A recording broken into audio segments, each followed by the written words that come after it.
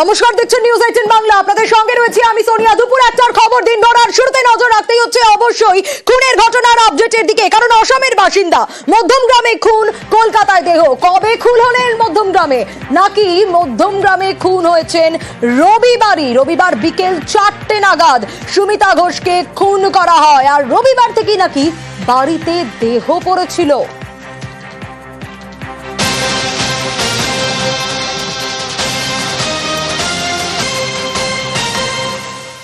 রবিবার থেকে দেহ পড়ে রয়েছে বাড়িতে, 4টে নাগাদ খুন করা হয়। কিন্তু কিভাবে, আরো ডিটেইলে বিষয়ে জানবো। সান্নিক রয়েছে আমার সঙ্গে। সান্নিক, যদি রবিবার বিকেল 4টে নাগাদ খুন করা হয়, তাহলে তারপর যে ঘটনা সামনে আসে মঙ্গলবার দিনকে, গতকাল আমরা দেখেছিলাম যে কিভাবে সকাল থেকে ধরা পড়েছিল। তাহলে এই যে রবিবার বিকেল থেকে সোমবার পর্যন্ত কিভাবে রাখলেন তারা ঘরে দেহ?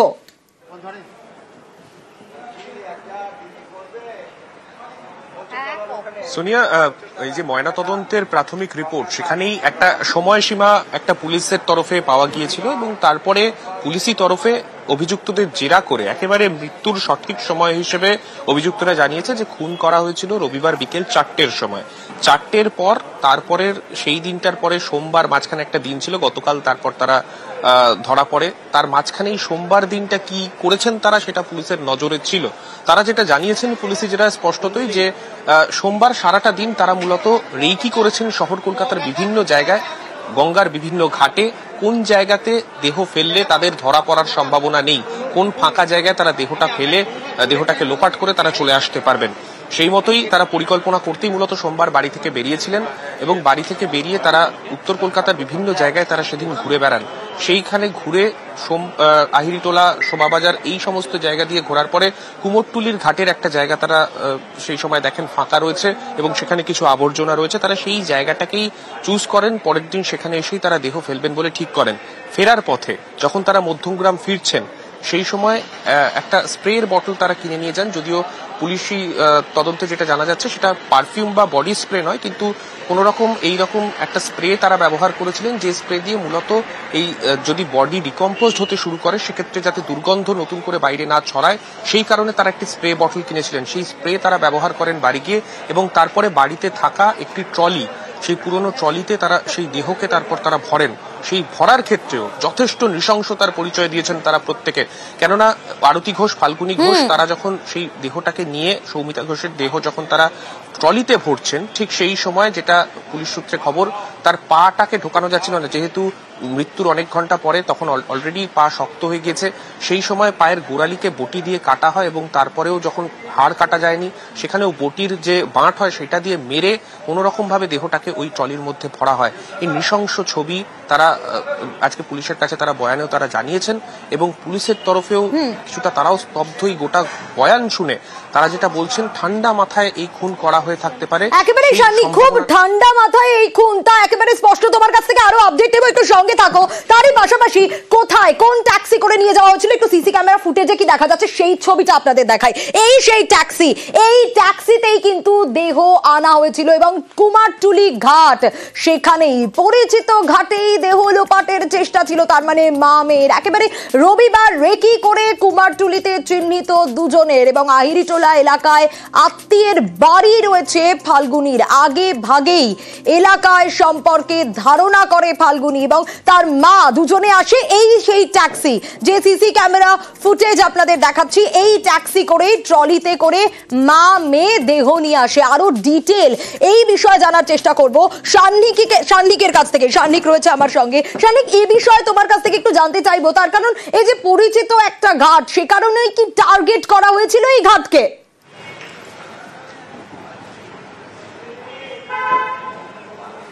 দেখো, সোমবার যখন তারা রেকি করতে আসেন আহিরিটোলা, কুমোরটুলি, এই যে উত্তর কলকাতার ঘাট সংলগ্ন যে রাস্তা, স্ট্যান্ড ব্যাংক রোড ধরে তারা সেই জায়গায় কিছুক্ষণ রেকি করেন।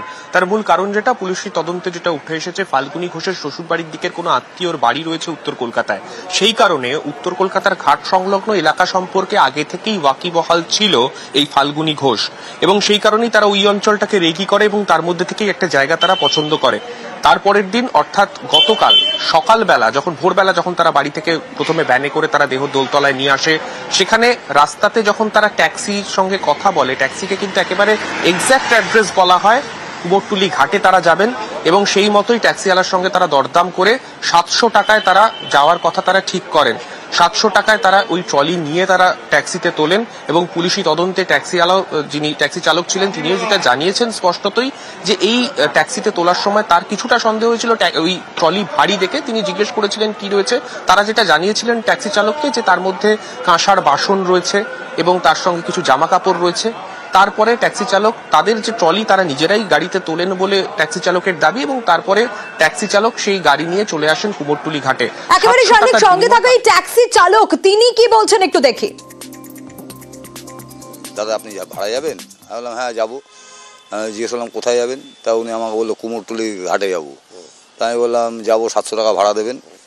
তা উনি 700 টাকা বললো না 700 টাকা বেশি হয়ে যায়, 500 টাকা দেবো। আমি বললাম না দিদি 500 টাকা যাবো না, এত টাকা লিটার তেল, তা আপনি 600 টাকা দেবেন। জিজ্ঞেস করেছিলাম যে এত ভারী কেন, ব্যাগে কি আছে? তা উনি আমাকে বললো কাঁসার বাসন আছে, কাপড় জামা আছে, খাবার দাবার আছে। ওনারা যখন যাচ্ছে যেতে যেতে আমি যেটা আমার কানে শুনেছি, ওনারা বলছে ডাল রান্না করতে বলবো, আলু ভাজা করতে বলবো। শুনলেন বক্তব্য ট্যাক্সি চালকের। আর ঠিক এই জায়গা থেকেই কলকাতায় দেহ নিয়ে আসা হলো ট্যাক্সি চালকের সঙ্গে রফা করা হয়েছিল 700 টাকায়। কিন্তু এই রোমহর্ষক খুনের ঘটনা, এই ঘটনার পুনর্নির্মাণ করে পুলিশ। গতকাল রাতেও আপনাদের দেখিয়েছিলাম একেবারে 8:30টার পর থেকে লাগাতার আমরা দেখেছিলাম কিভাবে ঘটনার পুনর্নির্মাণ হয়। কুমারটুলি থেকে ধৃত ফাল্গুনী ঘোষকে নিয়ে অর্থাৎ ধৃত মেয়েকে নিয়ে প্রায় 4 ঘন্টা ধরে পুনর্নির্মাণ করে পুলিশ। কিন্তু এই ঘটনার সূত্রপাত কোথায়, কিভাবে সুমিতা ঘোষ তিনি অচেতন হলেন আর তারপর কিভাবেই বা তাকে খুন করা হলো, চলুন এই বিষয়ে আরো একটু ডিটেইল আপডেট জানবো জিয়াউলের কাছ থেকে। জিয়াউল রয়েছে আমার সঙ্গে, জিয়াউল আরো ডিটেইল জানাতে পারবে। জিয়াউল একটু আপডেট চাইবো তোমার কাছ থেকে, কারণ গতকাল আমরা দেখেছিলাম কিভাবে 8:30টার পর থেকে প্রায় 4 ঘন্টা ধরে লাগাতার এই ঘটনার পুনর্নির্মাণের চেষ্টা করা হয়।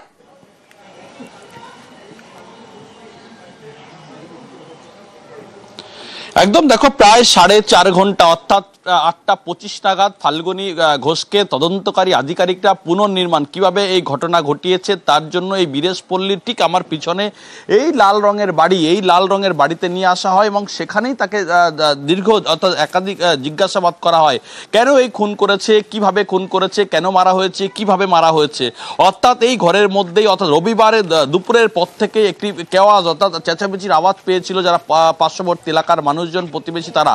কিন্তু প্রতিনিয়ত এখানে একটা গন্ডগোল বা এই ধরনের চেঁচামেচি হয়, ফলে তারা সেইভাবে গুরুত্ব দেননি। কিন্তু তারপরে অর্থাৎ সেই দিন অর্থাৎ রবিবার রাত 10টা নাগাদ কিন্তু তাকে প্রথমে এই পিসি শাশুড়ির সঙ্গে খুব গন্ডগোল হয়, তখনই তাকে ধাক্কা মারে এবং সেই ধাক্কা মারার পরেই কিন্তু একেবারে দেয়ালে আঘাত পায়, তারপর অচেতন অবস্থায় পড়ে। তারপরেই তাকে ইট দিয়ে অর্থাৎ ভারী কোনো বস্তু দিয়ে মাথায় আঘাত করা হয়।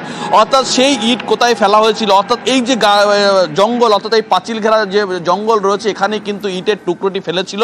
এখান থেকে কিন্তু সেই পুলিশ এবং তদন্তকারীরা এবং এই ফাল্গুনী ঘোষকে এখান থেকে নিয়ে সেই ইটের টুকরো কিন্তু এখান থেকে উদ্ধার করেছে। কিন্তু সেই সুমিতা ঘোষ তাকে যে গোড়ালি থেকে আলাদা করা হয়েছিল ভারী কোনো বস্তু দিয়ে অর্থাৎ ধারালো কোনো বস্তু দিয়ে অর্থাৎ বটি দিয়ে আঘাত করা হয়েছিল এবং বটি দিয়ে পা কাটা হয়েছিল, এমনটাই তদন্তকারীরা জানাচ্ছেন।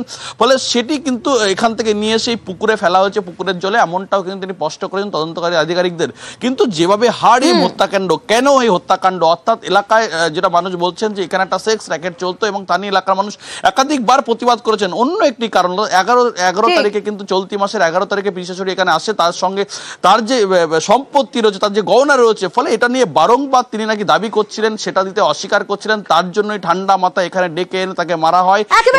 একেবারে হাড় হিম হত্যাকাণ্ড যাকে বলে।